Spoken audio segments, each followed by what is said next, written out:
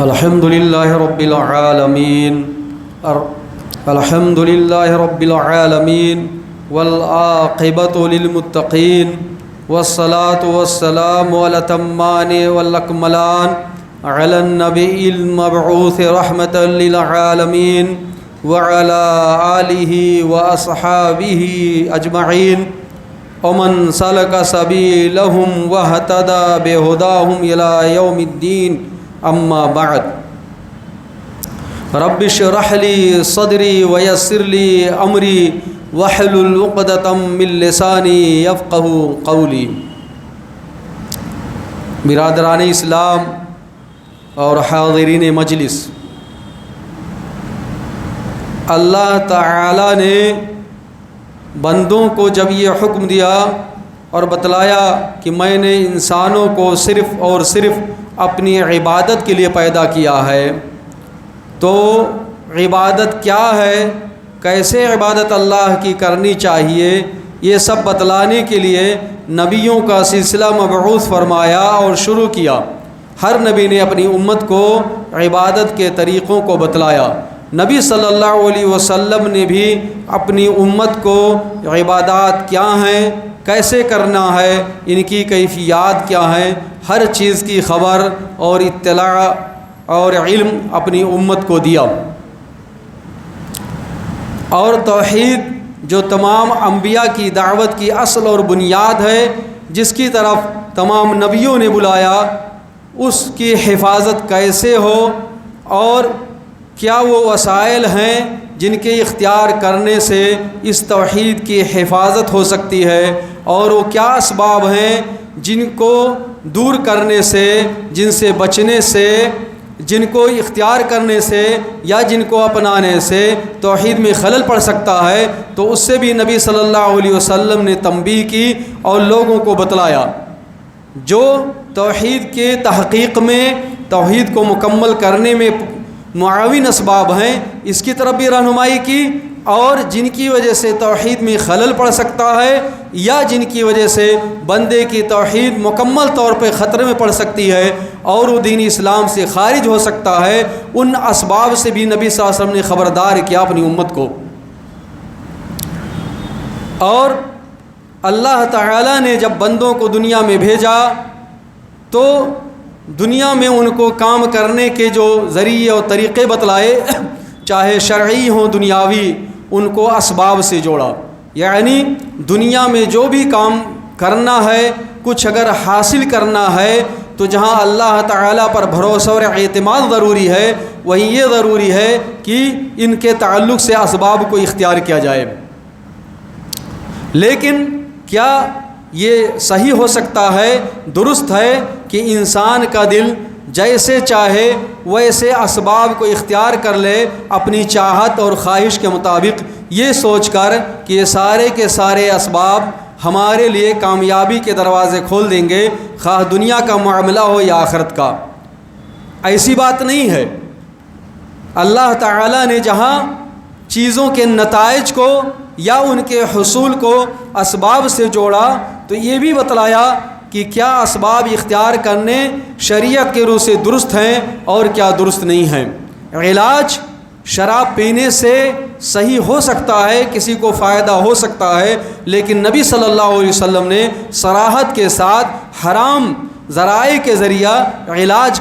کرنے اور کروانے سے منع کیا۔ ایسے ہی دعا کو بتلایا کہ یہ مومن کا ہتھیار سب سے بہتر اور سب سے بڑا ہے، یعنی اللہ تعالیٰ سے کچھ مانگنا ہے یا کوئی مصیبت اور پریشانی ہے تو اللہ تعالیٰ سے بندہ دعا کرے۔ دلائل کی روشنی میں ہم کو معلوم ہوتے ہیں کہ اسباب کی دو قسمیں ہیں، ایک اور ہر ایک کے لیے ضروری ہے کہ شریعت کی دلیل موجود ہو۔ ایک تو جو واضح طور پر قرآن و حدیث یعنی شرعی نصوص میں آ جائے کہ یہ چیز سبب ہے، جیسے نماز آنکھوں کی ٹھنڈک ہے، نماز پڑھنے سے بندہ اللہ کے قریب ہوتا ہے، اور صبر روشنی ہے،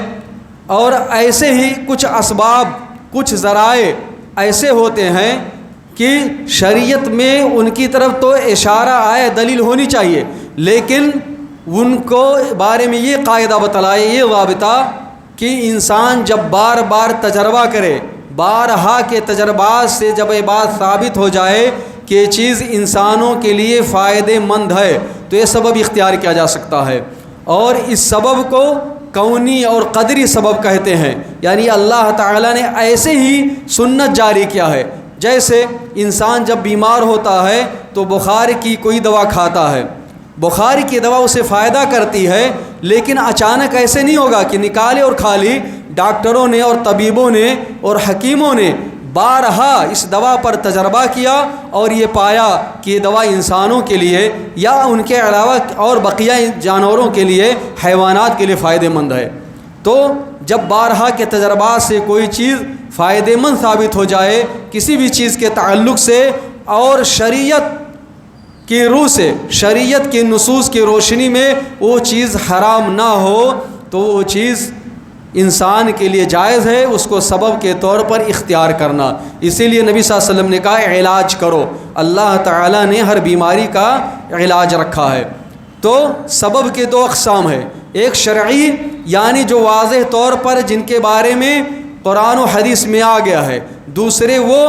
جن کی شریعت میں ممانعت نہیں ہے بلکہ شریعت کے عام نصوص جس کی تائید کرتے ہیں اور جو تجربات سے معلوم ہوتے ہیں کہ اس سے لوگوں کو فائدہ ہوتا ہے۔ کھیتی انسان کرتا ہے تو پہلے کھیت جوتتا ہے، تجارت کرتا ہے تو دن و رات بیٹھتا ہے، کپڑے خریدتا ہے، پیسے لگاتا ہے، خرچے کی زندگی کے مختلف چیزیں ہیں جو اسباب پر مبنی ہیں۔ اللہ تعالیٰ نے نبی صلی اللہ علیہ وسلم کے زبان حکم دیا کہ جب بیمار ہو تو علاج کرو۔ ایسے ہی علاج کا ایک طریقہ جو اور افضل ہے وہ یہ ہے کہ بیماری اختیار کرنے آنے سے پہلے ہی انسان اپنے آپ کو وقائی ضمن میں رکھے، یعنی بیماری آنے سے پہلے، کوئی مصیبت آنے سے پہلے، کوئی نقصان ہونے سے پہلے کچھ ایسی چیزوں کو اختیار کرے کہ جن کے اختیار کرنے سے اللہ تعالیٰ اس سے ان مصیبتوں کو دور کر دے۔ ہم جب غور کرتے ہیں تو پاتے ہیں کہ عرب والے جاہلیت میں بہت سارے کام کرتے تھے، انہی میں سے ایک چیز یہ ہے کہ وہ نفع نقصان کے لیے، یعنی نفع حاصل کرنے کے لیے اور نقصان کو دور کرنے کے لیے یا نقصان کے آنے سے پہلے اس کو اپنے آپ سے دفع کرنے کے لیے کچھ چیزیں اختیار کرتے تھے۔ انہی میں سے تعویذات کا لٹکانا ہے، تعویذ اور گنڈا، جس کو عربی زبان میں تمیمہ، خرز اور حجب، ان کے علاوہ اور دیگر ناموں سے یاد کیا جاتا ہے۔ تو یہ چیز زمانے جاہلیت میں موجود تھی، مختلف شکلیں تھیں، گھونگھا، سیب، مونگا، مختلف طرح کے پتھر کے دانے اور طرح طرح کے کئی جانوروں کی ہڈیاں، دھاگے اور تات وغیرہ انسانوں کے لیے بھی استعمال کرتے تھے اور جانوروں کے لیے بھی۔ اور انسانوں کے لیے جب استعمال کرتے تھے تو صرف گلے ہی میں نہیں، کوئی ہاتھ میں استعمال کرتا تھا، کوئی کمر میں استعمال کرتا تھا، کوئی پیر میں استعمال کرتا تھا، خاص طرح کے زیورات بھی عورتیں پہنتی تھیں اور عورتوں کے لیے اور بچوں کے لیے زیادہ استعمال کیا کرتے تھے۔ تو نبی صلی اللہ علیہ وسلم نے جن چیزوں سے ممانعت فرمائی انہی میں سے یہ چیزیں بھی ہیں۔ آپ نے کہا، جیسا کہ عبداللہ بن مسعود رضی اللہ عنہ کی حدیث ہے، جس حدیث کو امام ابو داؤد اور امام احمد نے روایت کیا ہے اور علامہ البانی رحمہ اللہ نے صحیح الترغیب کے اندر اس حدیث کو صحیح کہا ہے۔ اللہ کے رسول صلی اللہ علیہ وسلم نے فرمایا، ان الرقا والتمائم والتوالۃ شرک، یقیناً تمائم، تمیمہ اور رقا اور تیولا شرک ہیں۔ تمائم، تمیمہ کی جمع ہے، جیسے میں نے کہا، اس سے مطلب ہر وہ چیز جو لٹکائی جائے، چاہے گلے میں انسان کے ہو، انگلیوں میں ہو، کمر میں ہو، ران میں ہو، پیر میں ہو یا جسم کے کسی اور حصہ میں ہو، کسی عورت کے کسی جسم کے حصہ میں ہو یا کسی بچے کے کسی جسم کے حصہ میں ہو، لٹکانے والی کوئی بھی چیز ہو، یا کسی جانور پہ لٹکایا جائے یا گاڑی پر لٹکایا جائے، دروازے پہ لٹکایا جائے، دکان پر لٹکایا جائے، درخت پر لٹکایا جائے، غرض ہے کہ یہ لٹکانے والی چیز لٹکائی جائے اور یہ عقیدہ ہو کہ یہ چیز اگر کوئی نظر بد آنے والی ہوگی، مصیبت آنے والی ہوگی، نحوست حاصل ہونے والی ہوگی تو یہ چیز اس کو دور رکھے گی۔ یا یہ عقیدہ ہو کہ یہ مصیبت آ گئی فلاں قسم کی، نظر بد ہے یا کوئی اور چیز، تو اس کو اب لٹکا لیتے ہیں، اس سے ہمیں نجات مل جائے گی اور یہ چیز ہماری حفاظت کرے گی، ہم کو اب شفا یابی حاصل ہو جائے گی۔ تو نبی صلی اللہ علیہ وسلم نے فرمایا کہ یہ شرک ہے۔ ایسے آپ نے فرمایا کہ جھاڑ پھونک یہ بھی شرک ہے، اور آپ نے فرمایا تیولا جادو کی ایک قسم ہے جس کو عورتیں اختیار کرتی تھیں تاکہ مردوں کے سے قریب ہو سکیں، خصوصاً اپنے شوہروں سے، تاکہ وہ شوہر کی محبت ان کو حاصل ہو جائے اور وہ شوہر کے قریب ہو جائیں اور ان کا شوہر ان کا دلدالا اور رسیہ اور ان کا عاشق بن جائے، ان کا قریبی بن جائے، دوری نہ رہ جائے۔ نبی صلی اللہ علیہ وسلم نے تینوں چیزوں کو کہا۔ اس حدیث سے معلوم ہوا جیسا کہ اصول ہے کہ تینوں چیزیں شرک ہیں۔ اب شرک جب ہم غور کرتے ہیں تو عام ہے، یعنی ہر شرک، اس لیے کہ یہ تینوں چیزیں جو آئی ہیں کبھی شرک اکبر یعنی بڑے شرک کا سبب ہو سکتی ہیں اور کبھی چھوٹے شرک کا بھی سبب بن سکتی ہیں۔ اگر ان تینوں کے بارے میں عقیدہ ہو، خصوصاً جھاڑ پھونک اور جو تعویذ ہے صرف یہ عقیدہ ہو کہ یہ چیزیں خود بخود فائدہ پہنچاتی ہیں، ان کے اندر نقصان پہنچانے، نقصان دور کرنے، فائدہ پہنچانے کی طاقت ہے، تو گویا کہ ان کو خالق ماننا ہے، یعنی تاثیر کی، اثر پیدا کرنے کی ان کے اندر خود طاقت ہے، اور یہ ربوبیت میں شرک ہے، یہ بڑا شرک ہے۔ ایسے جھاڑ پھونک کا معاملہ ہے۔ اور تیولا جادو کی ایک قسم ہے، جیسا کہ اہل علم نے کہا جادو کی قسم ہے، اور جادو شریعت کے بہت سارے نصوص کی روشنی میں کفر یعنی کفر اکبر ہے، جو انسان کو دین سے باہر کر دیتا ہے، ملت سے خارج کر دیتا ہے۔ آئیے ہم دیکھتے ہیں کیا کوئی دلیل پائی جاتی ہے جو ان چیزوں میں، ان حدیثوں میں آئی اس کی تخصیص کرتی ہے۔ تو صرف ایک چیز ہے جس کو لفظ رقیہ آیا ہے۔ صحابہ کرام نے نبی صلی اللہ علیہ وسلم سے کہا، اے اللہ کے رسول، ہم کچھ جھاڑ پھونک کرتے ہیں جن سے ہم کو فائدہ ہوتا ہے۔ تو اللہ کے رسول صلی اللہ علیہ وسلم نے فرمایا،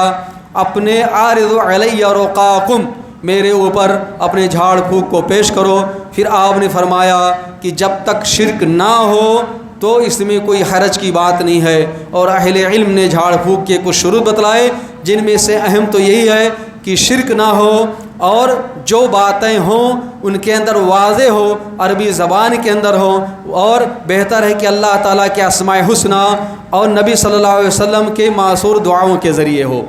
تو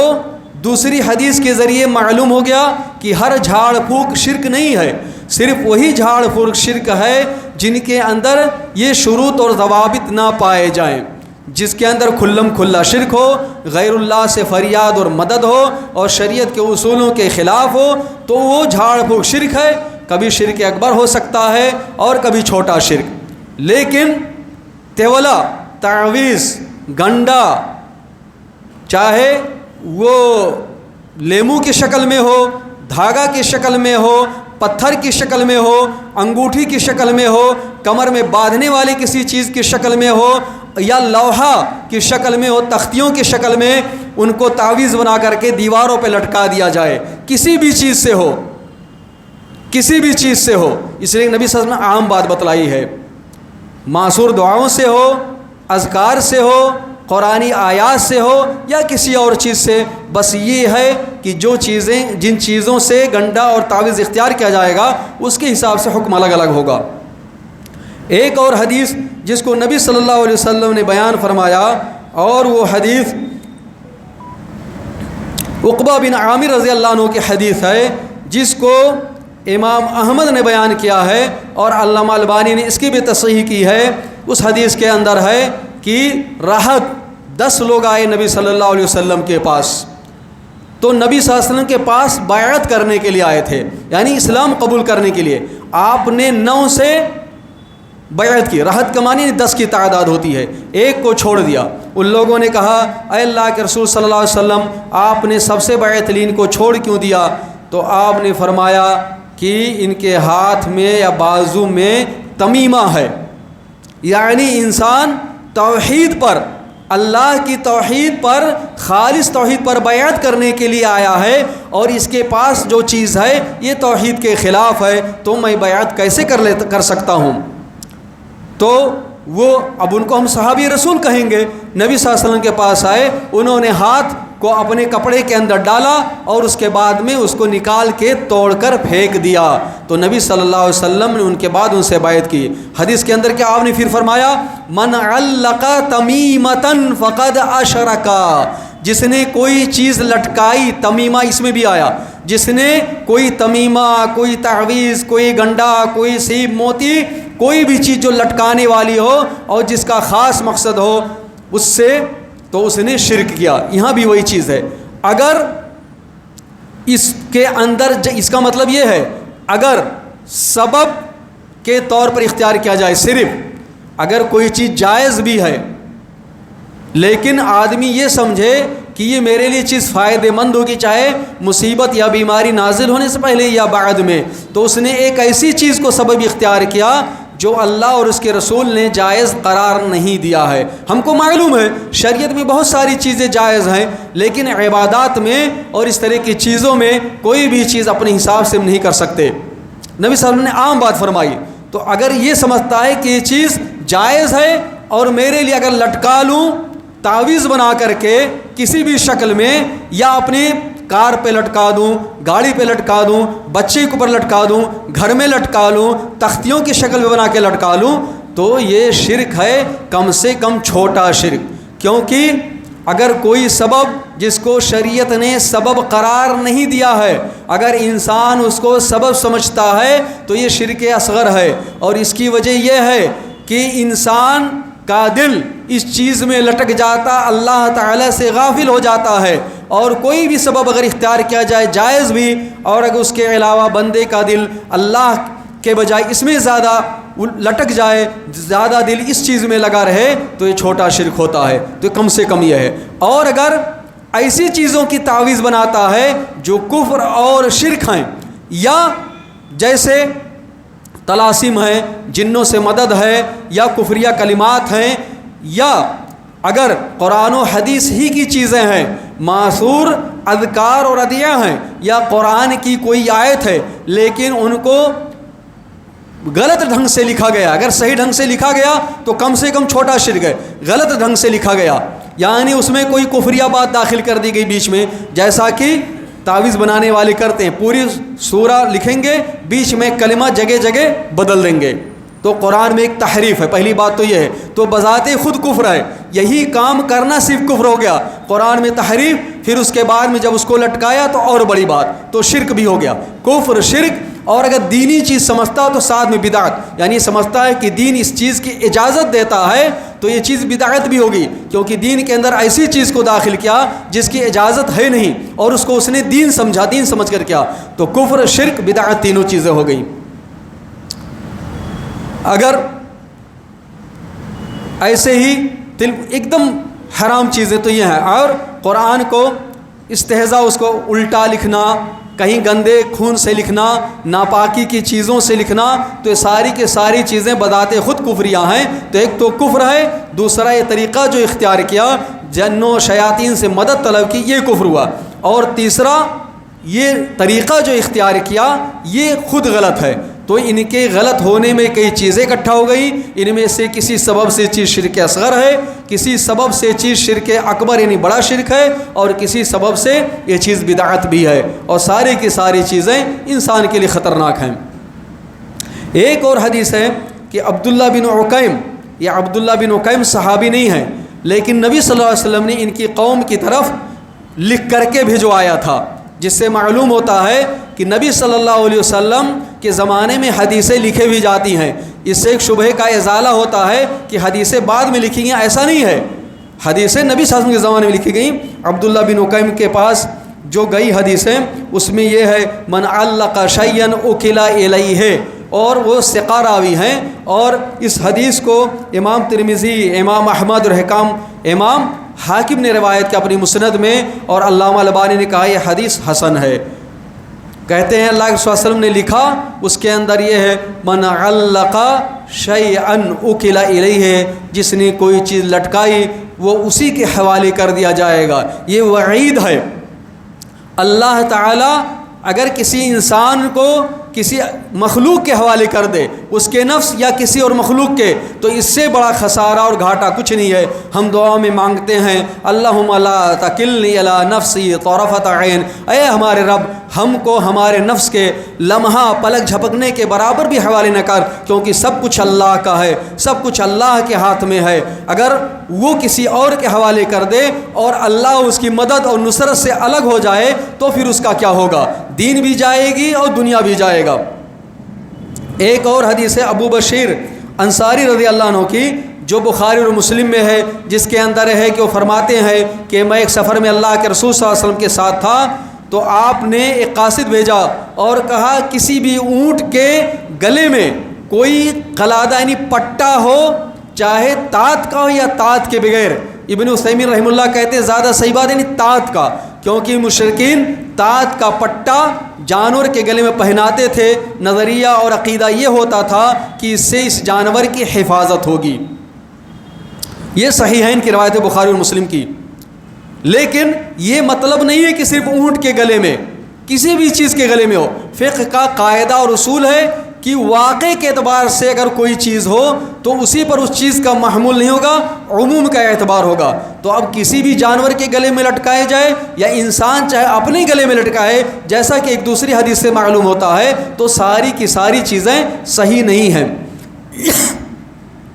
اللہ کے رسول صلی اللہ علیہ وسلم اس حدیث کے اندر کیا فرمایا کہ جا کے خبر دے دو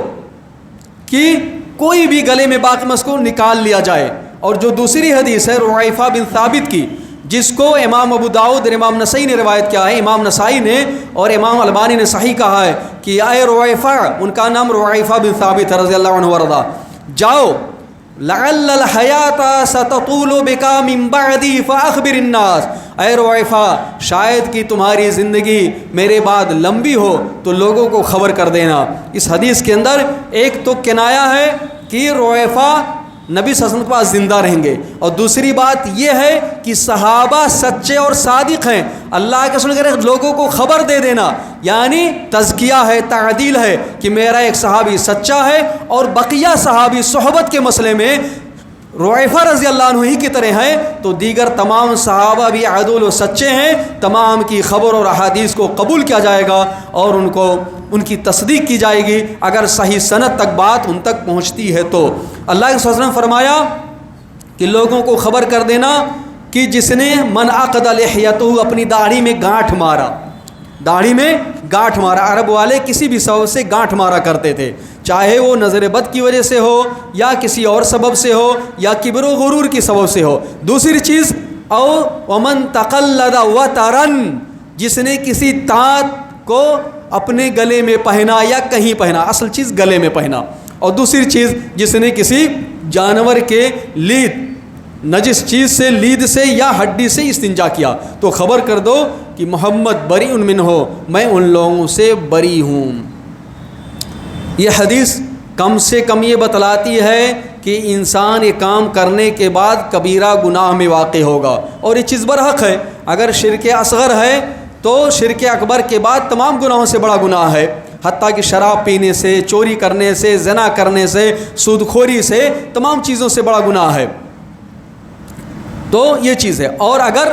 دوسری چیز پائے بڑا شرک تو بھی اللہ کے رسول سے بری ہیں۔ کم سے کم مطلب یہ ہے کہ یہ ہمارا شیوا اور طریقہ نہیں ہے، یہ کفار کا شیوا اور طریقہ ہے، ان کی مشابہت ہے۔ یا تو انسان کم سے کم اس سے کبیرہ میں واقع ہوگا یا اپنے دین سے ہاتھ دھو سکتا ہے۔ تو انسان کو ان چیزوں سے بچنا چاہیے۔ یہ سارے دلائل اس بات کے گواہ ہیں کہ یہ ساری چیزیں ہم کو نہیں کرنی چاہیے، کیونکہ زمانے جاہلیت والے کرتے تھے۔ نبی صلی اللہ علیہ وسلم نے ان تمام چیزوں کی نکیر کی کئی حدیثوں میں، اور حذیفہ رضی اللہ عنہ، عبداللہ بن عباس، عبداللہ بن عکیم اور عبداللہ بن مسعود رضی اللہ عنہم ورضاہ کا یہی مذہب ہے کہ کسی بھی طرح کا تعویذ اور گنڈا نہیں پہننا چاہیے۔ اور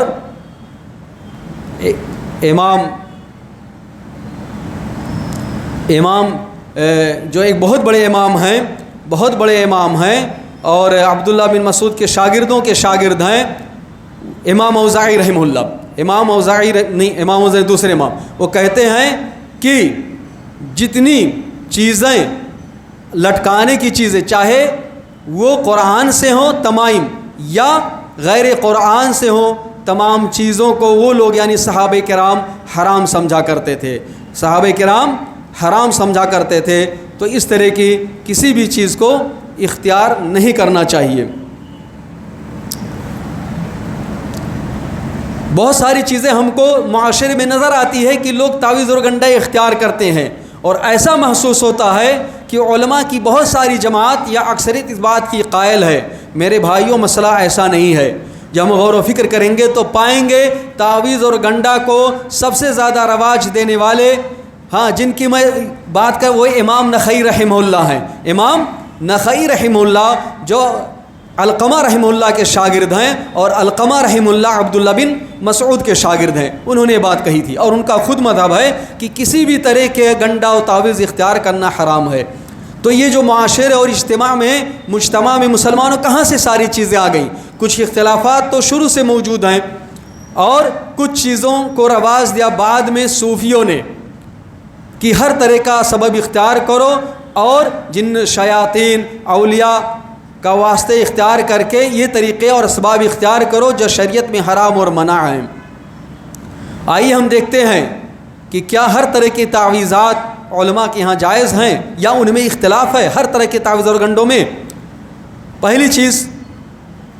اگر تعویذ اور گنڈا ایسا ہو جس کے اندر جن اور شیاطین کے ناموں کو لکھا گیا ہو اور ان کے ذریعے مدد اور فریاد کی گئی ہو، تو تمام علماء، جن کو علماء کہا جاتا ہے، متقدمین، سلف، تابعین وغیرہ، سب کے یہاں اتفاق ہے، کوئی اختلاف نہیں ہے کہ اس طرح کے تعویذات کا بنانا پہننا حرام ہے، بلکہ شرک اکبر ہے، کیونکہ غیر اللہ سے مدد اور فریاد ہے۔ ایسے ہی اگر ایسے تعویذ اور گنڈے ہیں جو طلسماتی ہیں، طلسم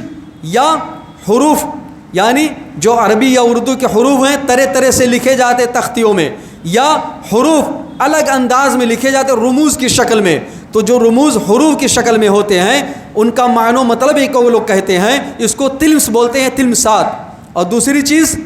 ابجد حوض وغیرہ جو ہے ان کو کہا جاتا ہے ابجد، یہ سب ان کو خاص طرح سے لکھنا اور رموز کے طور پر، اور اس کا معنی یہ ہوتا ہے کہ نورانی چیزیں یا شیطانی چیزیں ہماری مددگار ہوتی ہیں، تو یہ چیزیں بھی حرام ہیں بلکہ شرک اکبر ہیں۔ ایسے ہی انہی چیزوں کی طرح وہ چیز ہے کہ انسان جن کو لٹکائے اور ان سے انسان کو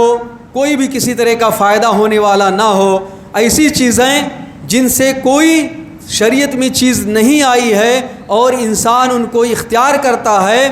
تو اور ان کا کوئی فائدہ بھی نہیں ہے، تو یہ چیز پہلی چیز کی طرح تو نہیں ہے، دو چیزوں کی طرح۔ لیکن اگر ایسی چیز ہے،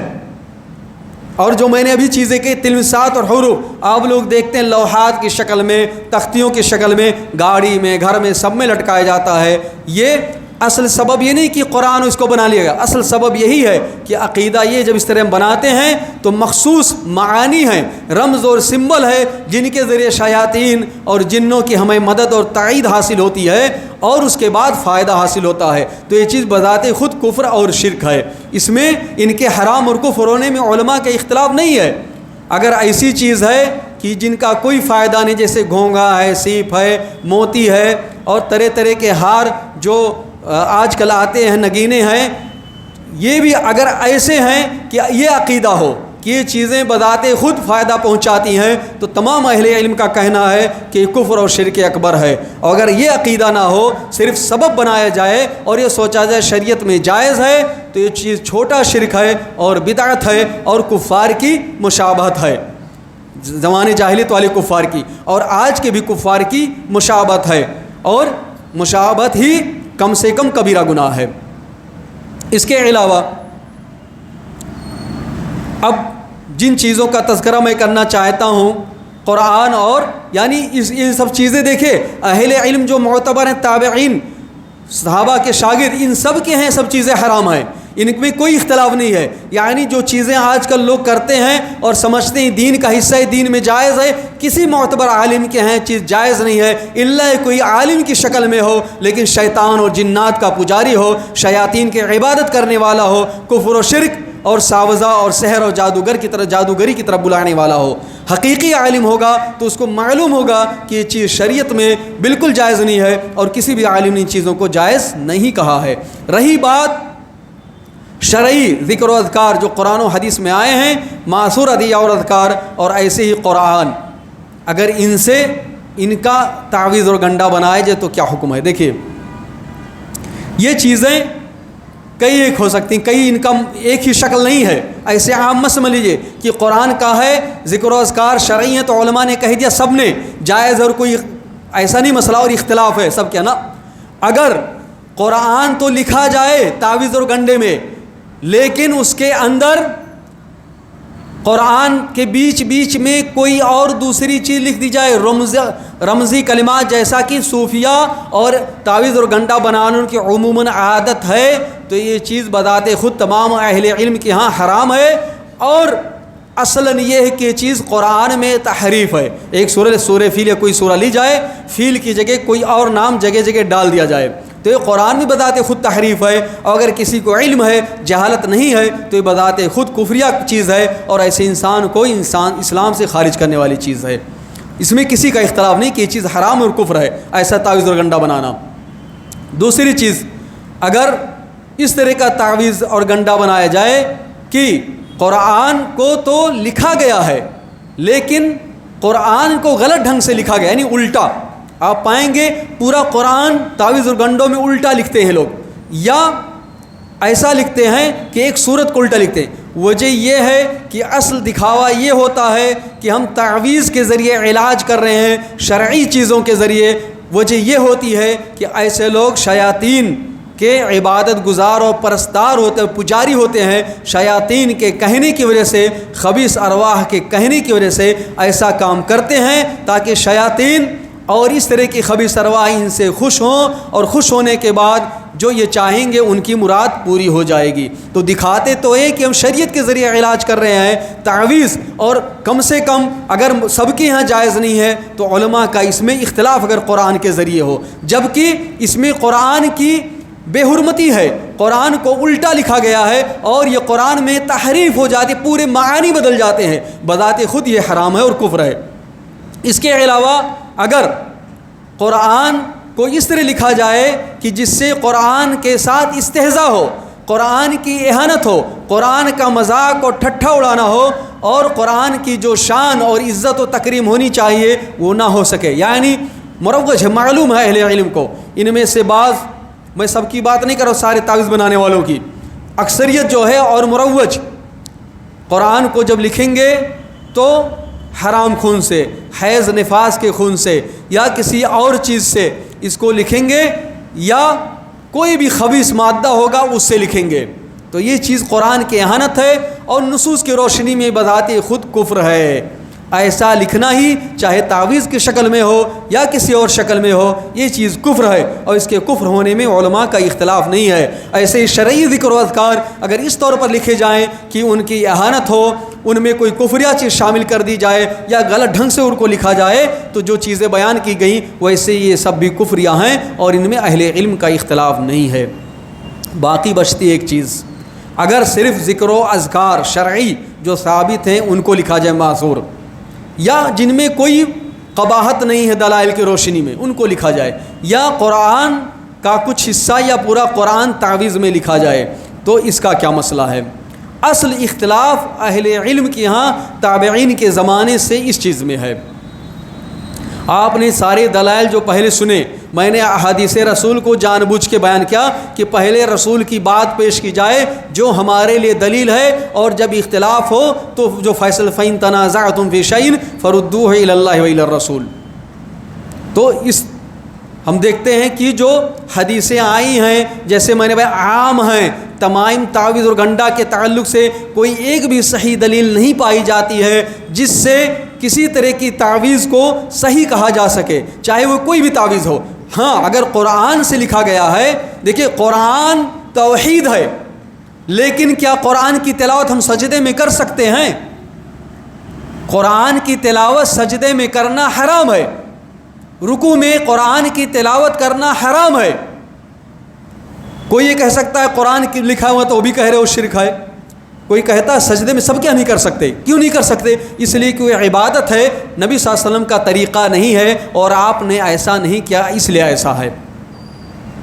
اسی طرح یہ چیز گرچہ قرآن سے ہے، قرآن سے، لیکن قرآن کو سبب جہاں بنایا گیا وہ نہیں ہے اس جگہ۔ قرآن شفا ہے، لیکن کیسے بھی جیسے نبی صلی اللہ علیہ وسلم نے کیا ہے اور شرعی طریقوں سے، ان کے حساب سے۔ نبی صلی اللہ علیہ وسلم ہمیشہ سکھلائے مجھ سے علم لو اور میرا جو طریقہ اس پر چلو۔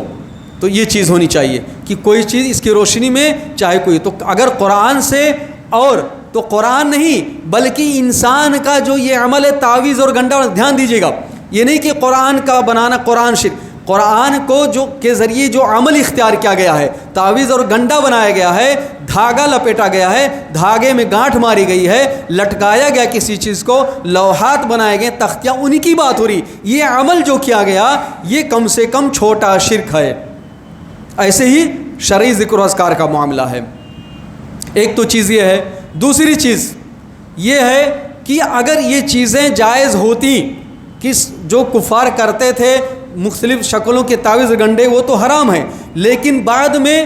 اور چیزیں کچھ خاص کر سکتے ہیں، تو نبی کے لیے ضروری ہے کہ جن چیزوں کا جاننا امت کے لیے ضروری ہو، اس سے کوئی چیز رکاوٹ اس میں معنی نہ ہو، اس چیز کو بیان کرنا واجب ہو، تو نبی کے لیے بیان کرنا واجب ہوتا ہے، کیونکہ قاعدہ ہے تاخیر البیان ان وقت الحاجت لا یجوز۔ جس چیز کا امت کے لیے جاننا، اس پر عقیدہ رکھنا، اس پر عمل کرنا ضروری ہو اور نبی بیان کر سکتا ہو، کوئی رکاوٹ نہ ہو اور نبی نے بیان بھی نہ کیا ہو، تو ایسی چیز میں وہ چیز درست نہیں ہو سکتی ہے۔ یہ علماء کے یہاں متفق قاعدہ ہے۔ تیسری چیز، ان دونوں قاعدوں کے علاوہ یہ ایک مصلحت کا ہوتا ہے کہ مصلحت اور مفسدہ، یعنی خرابی اور اچھائی دیکھی جاتی ہے۔ اگر خرابی، بھلائی پر خرابی غالب ہو تو خرابی والے کام کو چھوڑ دیا جاتا ہے، مفسدہ اور بگاڑ والی چیز کو، جس کو سد الذریعہ سے بھی تعبیر کیا جاتا ہے، اور تمام اہل علم کے ہاں قاعدہ ہے۔ قرآن آپ لوگ دیکھتے ہیں جو واقع میں ہے اور ہمارے سامنے مشاہدہ میں ہے کہ قرآن سے جو تعویذ بناتے ہیں لوگ تو اس سے اہانت ہوتی ہے، عورت کو پہنایا جاتا ہے بنا کر، عورت کبھی ناپاک ہوتی ہے، اس کے لیے جائز نہیں قرآن کو لٹکا کے رکھے، بچہ کبھی رال ٹپک رہا ہے، کبھی حمام میں جا رہا ہے، بہت ساری چیزیں ہیں۔ اس کے علاوہ اس کے ذریعے سے جو یہ دجاجلہ ہیں، مکار لوگ،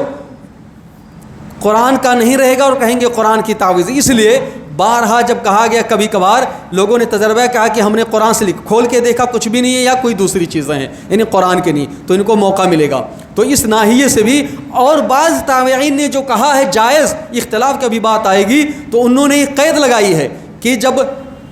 حمام میں جانا ہو، دورات میاہ میں جانا ہو، ناپاکی کی حالت میں ہو تو اتار کر کے رکھ دے۔ کیا انسان کے لیے ممکن ہے؟ نہیں ممکن ہے۔ تو اس قاعدے سے بھی یہ چیزیں ہیں، اور جب اختلاف ہوتا ہے تو احتیاط کا تقاضا یہی ہوتا ہے کہ وہ چیز اختیار کی جائے جو دونوں کے ہاں بہتر ہو۔ تو کوئی اس کا قل کی پڑھ کر کے، دم کر کے قرآن سے شفا حاصل کیا جائے، ذکر و اذکار کو شرعی طور سے پڑھ کر کے، دم کر کے ذکر و اذکار سے کیا جائے، تو اس پر عمل ہو جائے گا اور انسان اس چیز سے بھی بچ جائے گا۔ رہی بات جن دلیلوں سے یہ لوگ استدلال کرتے ہیں، سب سے مشہور دلیل جس کو کہتے ہیں عبداللہ بن عمر بن عاص رضی اللہ عنہ کی حدیث ہے کہ وہ روایت کرتے کہ نبی صلی اللہ علیہ وسلم فرمایا کہ جب رات میں کسی کو نیند نہ آئے تو کہ اعوذ بکلمات اللہ التامہ من غضبہ و عقابہ شر عبادہ ومن ہمزات الشیاطین ویحضرون، میں اللہ کے تمام کامل کلمے سے پناہ مانگتا ہوں، اللہ کی اس کے غضب سے، اس کے عقاب سے، اور اس کے بندوں کے شر سے، اور شیاطین کے کونچوں اور وسوسوں سے، یعنی ان کے جادوؤں سے اور وسوسے سے، اور اس بات سے کہ میرے پاس آئیں۔ تو اس حدیث کو عبداللہ بن عمر سے روایت، یہ حدیث یہاں تک صحیح ہے، دیگر صحابہ سے بھی مروی ہے، لیکن اس کے بعد جو چیز آتی ہے کہ عبداللہ بن عمر بن عاص اس حدیث کو، اپنے کلمات کو اپنے بچوں کو سکھلاتے تھے جو بالغ تھے، اور جو بالغ چھوٹے رہتے تھے لکھ کر کے ان کے گلے میں لٹکا دیتے تھے۔ تو جو اتنی بات ہے کہ بڑوں کو یاد کراتے تھے اور چھوٹوں کے گلے میں تختیوں میں لکھ کر کے کسی چیز میں لکھ کر کے ڈال دیتے تھے. یہ چیز صحیح نہیں ہے, ضعیف حدیث ہے. علامہ البانی رحمہ اللہ نے فرمایا ہے, اور اس حدیث کے ضعیف ہونے کے اسباب موجود ہیں. تو یہ چیز اس سے استدلال نہیں کیا جا سکتا, اس حدیث سے دلیل نہیں پڑھ سکتا, اور وہ بھی نبی صلی اللہ علیہ وسلم کی احادیث کے بالمقابل. صحابی کا قول ہے اور وہ بھی موقوف ہے, ان کا عمل ہے. تو اس صورت میں, اور دوسری بات, صحابی کا قول ہے, دیگر صحابہ نے ان سے اختلاف کیا, جیسے عبداللہ بن مسعود, عبداللہ بن عباس. صحابہ میں اختلاف اگر ہو جائے تو کسی کا قول حجت نہیں ہے, کتاب و سنت کی طرف رجوع کیا جائے گا. اور حدیث کے رجوع کرنے سے معلوم ہوتا ہے کہ سب کے سب ہر طرح کے تعویذ حرام ہیں. حضرت عائشہ کی حدیث ہے کہ کہتی ہیں, ان سے روایت کیا گیا ہے کہ تعویذ جو ہے کوئی مصیبت بلا آنے سے پہلے بھی پہنا جا سکتا اور آنے کے بعد بھی. یہ حدیث بھی ضعیف ہے, یہ حدیث بھی ضعیف ہے. اور دوسری چیز یہ ہے کہ جیسے ہم نے کہا کہ صحابہ میں اختلاف ہے, تو ایسی صورت میں کسی کے قول حجت نہیں ہوگی, اور ایک کی رائے کو نہیں کہا جا سکتا کہ یہ مرفوع کے حکم میں ہے تو دوسرے کے قول کو کیا کہیں گے, اس مطلب وہ بھی مرفوع کے حکم میں ہے. تو تنازع, جھگڑے کا حل احادیث نبویہ میں ہے, اور صحابہ کرام کا یہی منہج تھا کہ آپس میں اختلاف ہوتا تھا تو قرآن و حدیث سے دلیلیں ڈھونڈتے تھے اور اسی سے فیصلہ لیتے تھے. دوسری چیز, حضرت عائشہ ہی سے ایک چیز موجود ہے کہ ایک عورت آئی, حضرت عائشہ جو ہے بعض پھنسیوں پھوڑوں کا علاج کیا کرتی تھی, تو ایک عورت اپنے بچے کو لے کر کے آئی تو انہوں نے اس کا علاج اور معالجہ کیا. حضرت عائشہ نے اس کی بھی ماہر تھی. پھر دیکھا کہ پیر میں کوئی چیز ہے, پہنایا گیا ہے زیور خلخال پازیب کی طرح. کہا یہ کیا ہے؟ اس نے ان کو لٹکا کے رکھا تھا تعویذ کے طور پر تاکہ فائدہ. اگر کہا اگر مجھ کو پہلے چیز دکھ لیتی تو میں تمہارا علاج نہیں کرتی. حضرت عائشہ کی ایک روایت آتی ہے کہ انہوں نے کہا کہ بعد میں تعویذ پہلے نہیں لٹکانا چاہیے, بعد میں لٹکانا چاہیے. تو نبی صلی اللہ علیہ وسلم نے سب کو کہا ہے, اور بعد میں لٹکانے سے جو جاہلیت والے تعویذ تھے ان کا اخراج اس سے نہیں ہوتا ہے. اور نہ حضرت عائشہ نے یہ کہا ہے کہ جو جائز تعویذ ہو یا جو ان چیزوں سے تعویذ ہو یا ان چیزوں عام بات کہی ہے, تو اس عموم سے اگر استدلال کریں گے تو ساری کی ساری تعویذات آ جائیں گی. اور حضرت عائشہ کا جو اپنا عمل ہے دوسری اس میں, اور عام صحابہ کرام کا ہے, اس روشنی میں بات معلوم ہوتی ہے کسی بھی تعویذ اور گنڈے کو نہیں اختیار کرنا چاہیے. اور شاید اسی لیے امام نخعی رحمہ اللہ نے عام بات کہی جس کو امام البانی نے صحیح کہا ہے, اور شاید کہ اس اثر کو, ان کے اس قول کو امام ابن ابی شیبہ رحمہ اللہ نے, جن کی وفات 235 ہجری میں ہوئی تھی, اپنی کتاب مصنف ابن ابی شیبہ روایت کیا ہے کہ وہ کہتے ہیں کہ ہر طرح کے, چاہے قرآن سے تعویذ ہو یا غیر قرآن سے تعویذ ہو, یہ کراہون, دھوکہ میں لوگ ڈالتے ہیں عوام کو. کراہت کا لفظ جب سلف کے ہاں آتا ہے تو حرام کے معنی میں استعمال ہوتا ہے, سب کو معلوم ہے, لیکن بھٹکانے کے لیے اور گمراہ کرنے کے لیے کہہ دیتے ہیں یہاں کراہت کا لفظ ہے. نہیں, متقدمین کے امام حنیفہ یا کوئی اور جب وہ کراہت کا لفظ استعمال کرتے ہیں کراہت, تو اس کا معنی حرام کا لفظ ہوتا ہے, یعنی جائز نہیں ہے. تو عام بات نقل کر رہے ہیں جس کی سند صحیح بھی ہے کہ صحابہ کرام کسی بھی طرح کی تعویذ اور گنڈے کو جائز قرار نہیں بلکہ سب کو حرام قرار دیتے تھے. ان تمام دلائل کی روشنی معلوم ہوتا ہے کہ اہم چیزوں سے بچنا چاہیے. دوسری چیز یہ ہے, علاج معالجہ کے شرعی طریقے, صحیح طریقے موجود ہیں, قرآن سے شفا کے صحیح طریقے موجود ہیں, ہم کو ان کو اختیار کرنا چاہیے. ہمارے لیے سعادت اور بہتری اسی میں ہے, ہمارے لیے سعادت اور خیر اور دنیا آخرت کی بہتری اسی چیز میں ہے کہ شرعی طریقوں کو اختیار کیا جائے. جھاڑ پھونک کا شرعی طریقہ موجود ہے, جائز طریقہ, اگر جائز چیز ہو, جائز طریقے سے جھاڑ پھونک کیا جائے تو انسان ان سے اپنا علاج کر سکتا ہے, قرآن کو پڑھ کے علاج کر سکتا ہے, اور بہت سارے طریقے علاج اور معالجہ کے شریعت میں آئے ہیں, ان کو اختیار کرے اور ہر غلط سب کام سے بچے. آخر میں دعا ہے کہ بار الہ ہمیں صحیح علم کی توفیق عطا فرما, کیونکہ کوئی بھی عمل علم کے بغیر صحیح نہیں ہو سکتا ہے. اے اللہ رب العزت, علم حاصل ہونے کے بعد اس کے مطابق عمل کرنے کی بھی توفیق عطا فرما, اور اس علم کے مطابق لوگوں کو اس علم کی طرف اور اس کے مطابق عمل کرنے کی طرف دعوت دینے کی بھی توفیق عطا فرما. ہر طرح کی غلطی, ہر طرح کے گناہ اور ہر طرح کی برائی سے ہمیں بچا. عصبیت سے, تعصب سے, بلا سبب کسی رائے کو اختیار کرنے سے بچا. آمین یا رب. وآخر دعوانا الحمد للہ رب العالمین.